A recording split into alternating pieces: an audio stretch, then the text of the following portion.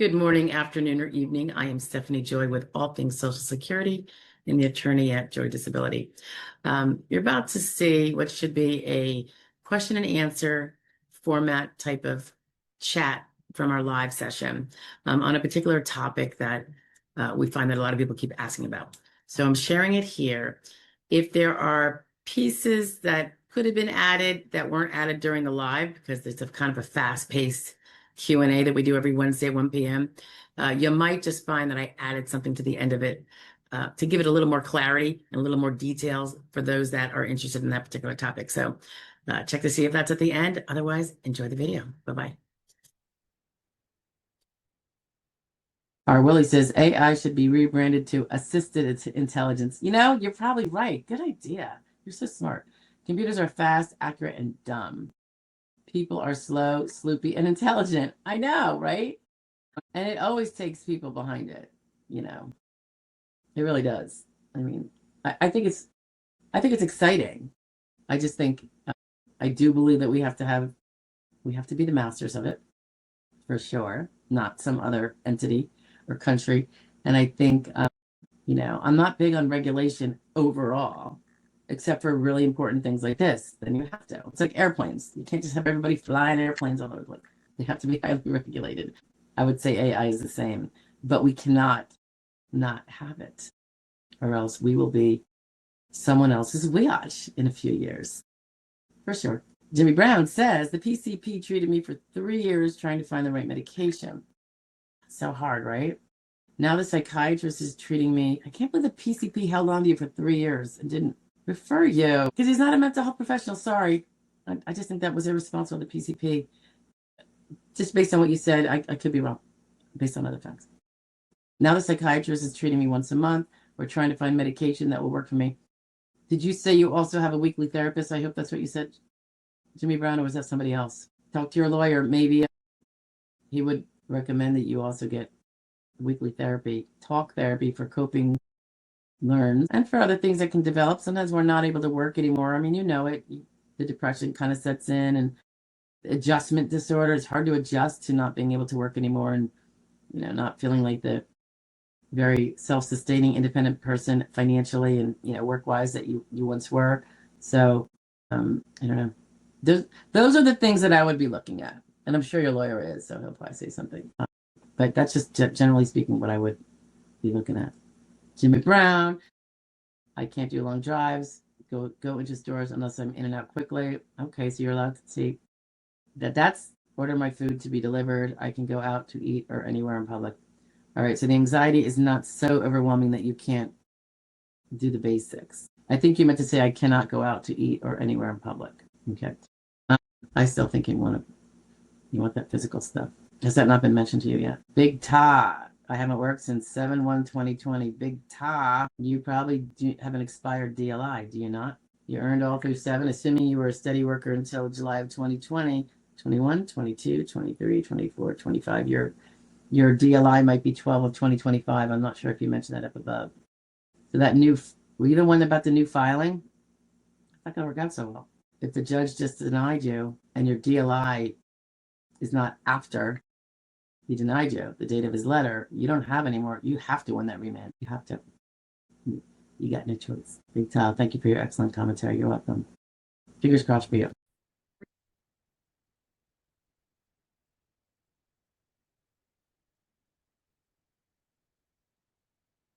Hello, Stephanie Joy with All Things Social Security. We had a Q&A with a short little clip discussion on a particular topic. So I'm going to attach it for you here. It might be something that you're interested in if you clicked on this header. And following that, we're going to go through it a little bit more. So just wanted to give you the heads up. This is where it started from, and then we'll have the bigger discussion right after. All right, chat with you later. Bye-bye.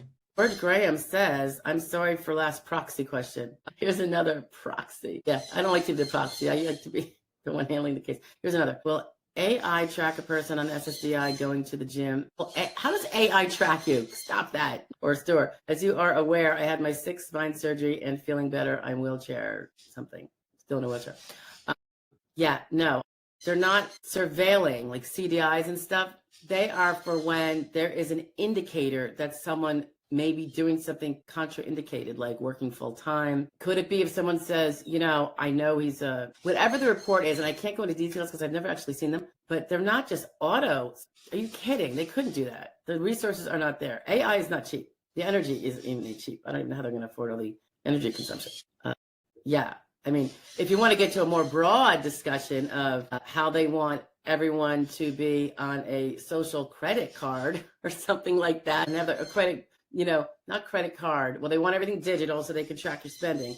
Not the SSA, though. It's not the SSA. So I don't think we should go down the rabbit hole we don't need to go to. But if you want to be concerned about things like that generally, which is not necessarily a bad idea, look at that bigger picture of what some are trying to do with the social credit score and the ability for a government to turn off your bank when they want to. I mean, we've already had it happen. Once, you know, when we don't use cash, we are kind of, and we're only using digital ways of spending, the power to someone to press the button. People see it all the time. Remember, they were eliminating people from people that didn't speak the way some powers wanted them to speak.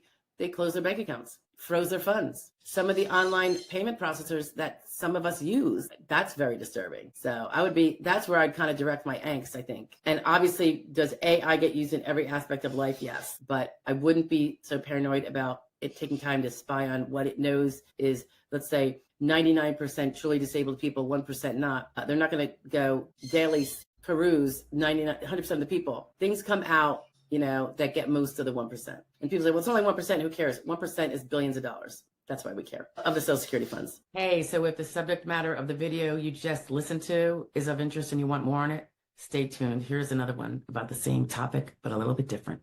Bye now. Hey guys, someone was asking me, I think it was through YouTube, about surveillance and if we could do, you know, provide information on Social Security surveillance of claimants and such. Don't have all the ins and outs in front of me. However, there is a page that's been around for a while. This is not new. And it's about the CDIs, Cooperative Disability Investigation. So I just wanted to share that with you. And I will put the page down below. It'll say reference or something in the description down below, and you can read it yourself. But basically, it goes on to share, and this is from the Office of Inspector General, that it's a key anti-fraud initiative that combats fraud within the Social Security disability programs, of course. And it says it accomplishes its mission by reviewing questionable disability claims and investigating cases of suspected disability fraud in order to stop payment before it occurs or as soon as fraud is suspected. The CDI unit consists of SSA's Office of Inspector General, special agent who serves as a team leader, and personnel from the SSA, State Disability Determination Services, DDS, and state or local law enforcement partners. The CDI units combine federal and state resources and expertise to benefit not only the Social Security program, but other federal and state programs such as food and nutrition assistance, housing assistance, Medicare, and Medicaid. So they give a little bit of results. Let's see what they say. During the fiscal year 2023, so that presumably is the most recent one they have, they reported nearly $75 million in projected savings to SSA's disability programs and nearly $94 million to non-SSA programs such as Medicare, Medicaid, housing assistance, and the nutrition assistance programs, aka SNAP or food stamps. They said that and that was 2023.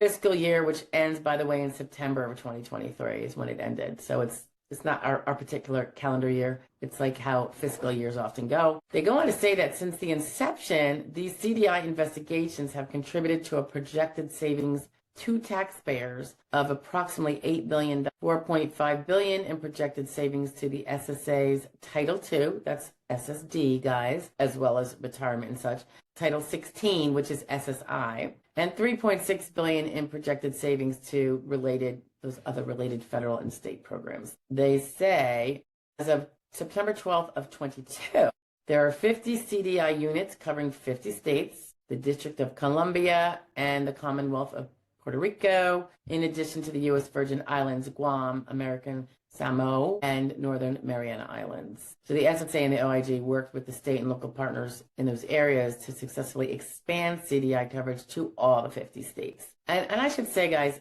do not be concerned about CDI if you are just making a claim because you think you're disabled. It's when you and you wouldn't do this, right? Lie, cheat, and steal. You know, you're filing for disability, claiming you're not working, and you're working, particularly if you're working over SGA. A lot of times, sometimes people forget if they're under SGA. I don't recommend it. But sometimes people are full-blown working full-time. They're completely lying, cheating, and stealing. You know, on our Friday Fraud Law Review, we have this sometimes, just showing some of the examples that the OIG shares to us. Let's see what they say about investigation. So they say, okay, these are short little quips, guys. Generally, the CDI units investigate suspected fraud before the agency awards benefits and support the continuing disability review and redetermination processes when fraud may be involved. CDI investigations typically begin with a report of suspected fraud from SSA, state DDS, law enforcement, or the public. And we've touched on this before.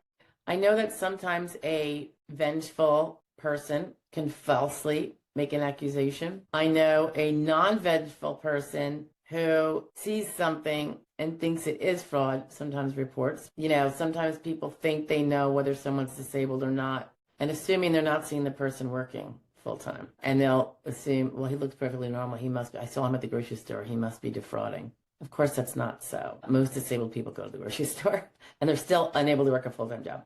But yeah, just to point out, the public sometimes does call in or report complaints of suspected fraud. And again, I think sometimes it's vengeful people, you know, maybe an ex. Sometimes, more often than not, it might just be someone who's not into fraud.